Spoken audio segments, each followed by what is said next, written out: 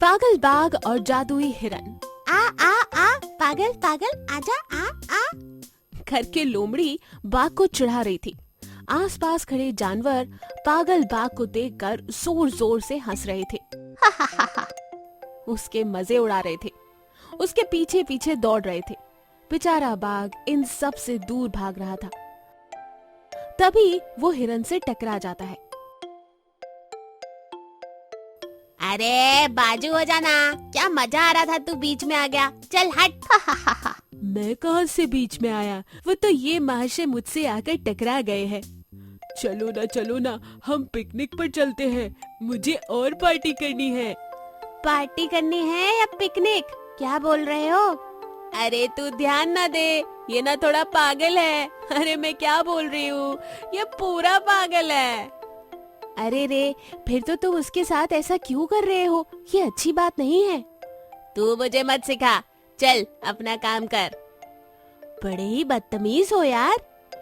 लोमड़ी हिरन के बातों को इग्नोर करते हुए बाघ के पीछे पीछे उसे और सताती है। हिरन ये देखकर बहुत बुरा महसूस करता है और हिरन वहाँ से अपने दोस्तों के घर चला जाता है।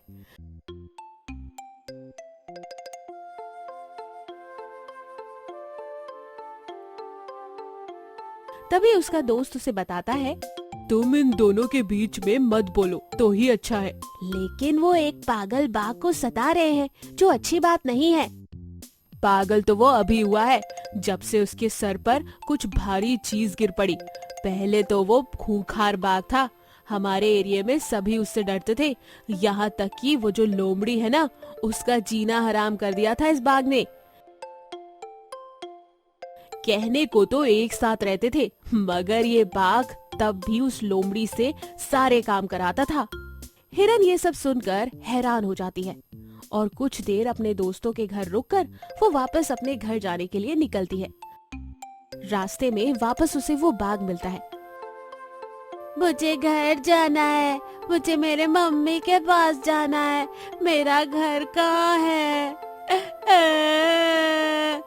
बाघ एकदम छोटे बच्चे की तरह बात करता है।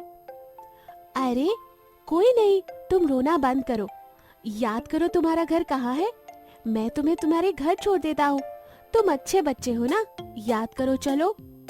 बाघ याद करके हिरन को अपने घर का रास्ता बताता है।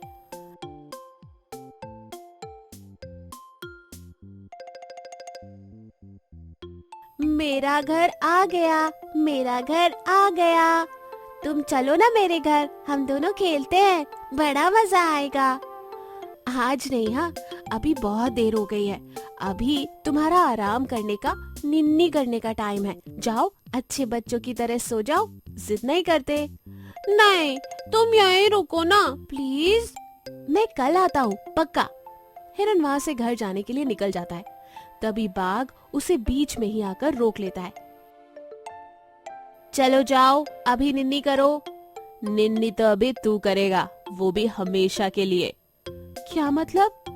मैं पागल वागल नहीं हूँ, तुम्हारा इंतजार मैं कब से कर रहा था। ये तो मेरी और लोमड़ी की मिली भगत थी तुम्हें यहाँ तक लाने की। चोरी से।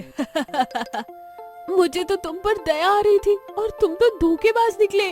छी, पीछे रहो, मुझे हल्की सी भी खरोच आई ना तो तुम मुझे जानते नहीं। अच्छा, मुझे जानना भी नहीं है, मुझे तो मेरे काम से मतलब है। और जैसे ही बाघ हिरन पर हमला करने वाला होता है, हिरन कुछ मंत्र बोलकर बाघ को जादू से एक डंडा मारता है। अरे ये कहाँ से आ गया, कौन हो तुम? बड़े पागल बनकर गांव में घूम रहे थे ना, ओवर स्मार्ट कही के।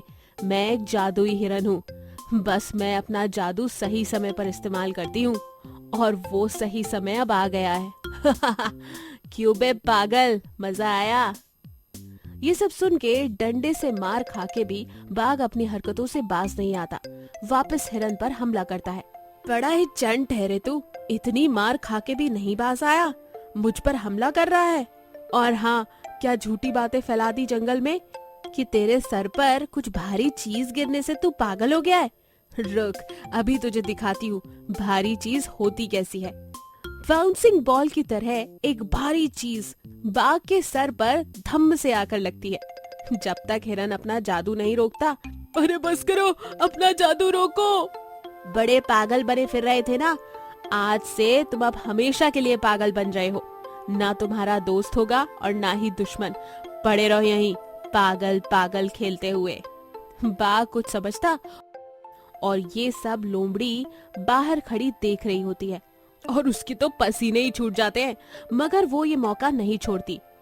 आप पागल वो बाघ को चिढ़ाते हुए वहाँ फिर से आ जाती है। इस कहानी से हमें ये सीख मिलती है कि शेर को सवा शेर मिल ही जाता है। ये कहानी अच्छी लगी तो इसे लाइक कीजिए। ऐसी और कहानी देखने के लिए हमारे चैनल को सब्सक्राइब करें और नोटिफिकेशन पाने के लिए बेल आइकन पर क्लिक कीजिए। शरारती हिरन। एक जंगल में भोलू नाम का एक हिरन था। वो बड़ा ही शरारती था। हर किसी के साथ मजाक करता रहता। एक दिन गजराज हाथी और उसका परिवार तालाब में पानी पी रहा था। तभी वहां भोलू हिरन आता है। ओ, तो पूरा परिवार शांति से पानी पी रहा है, चलो थोड़ा सा शरारत ही की जाए।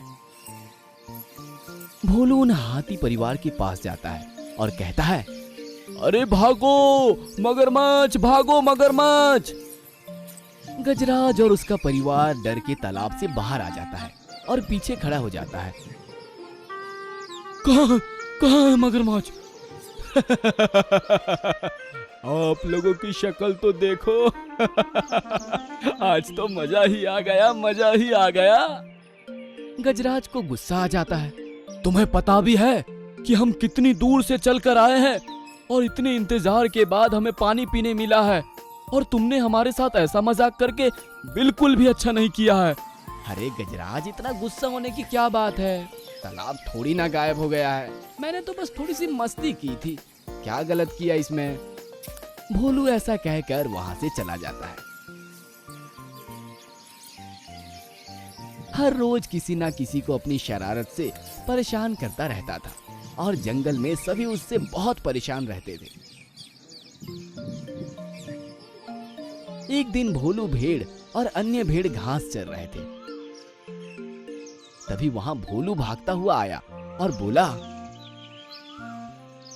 अरे तुम लोग यहाँ घास चर रहे हो और इस इलाके में लोमड़ियां आ गई है, हमें अपनी सुरक्षा के बारे में कुछ सोचना पड़ेगा।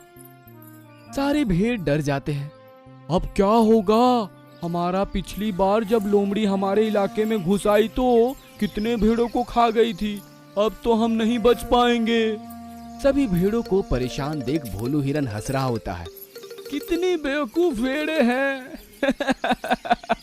इन्हें बेवकूफ बनाने में कितना मजा आ जाता है। भेड़ें जल्दी जल्दी वहां से भागने लगती है और हिरन उन्हें रोक कर कहता है, अरे मैं तो मजाक कर रहा था, कोई लोमड़ी नहीं आई है इस इलाके में। ओह, तुम भी ना भोलू, कभी नहीं सुधरोगे। बड़ा मजा आया आज तो। तभी भोलू हिरन के पीछे एक शेर आ जाता है। सारे भेड़ डर जाते हैं और भागने लगते हैं। अरे भोलू भाग, तेरे पीछे शेर है। भोलू को लगता है कि सारे भेड़ उससे मजाक कर रहे हैं। मेरी बिल्ली मुझे ही मियाओ, मेरी ही चाल मुझ पर चल रहे हो, पर मैं तुम लोगों के झांसे में नहीं आऊंगा। अरे हम सच कह रहे हैं, अगर हमारी बात नहीं मानोगे तो पछताओगे। नहीं नहीं नहीं, मैं नहीं मानूंगा कि मेरे पीछे शेर है। सारे भेड़ वहां से भाग जाते हैं और शेर जोर से दहाड़ता है और शेर की दहाड़ सुनकर भोलू पीछे मुड़कर देखता है तो उसकी हालत ही खराब हो जाती है। अरे बाप रे, ये तो सच में शेर है। वो डर के भागने लगता है। तभी शेर उसे पकड़ लेता है और अपना शिकार बना लेता है। भोलू हिरन अपनी बेवकूफी की वजह से मारा जाता है। सीख, इस कहानी से हमें यह सीख मिलती है कि हमें हर वक्त शरारत नहीं करनी चाहिए, क्योंकि कब ये शरारत हमारी जान के दुश्मन बन जाए हमें पता ही नहीं चलता। अगर आपको हमारी कहानी पसंद आई तो हमारे चैनल को लाइक और सब्सक्राइब जरूर कीजिएगा। धन्यवाद। हमारी कहानी को देखने के लिए चैनल को सब्सक्राइब करो और बेल आइकन को क्लिक करो।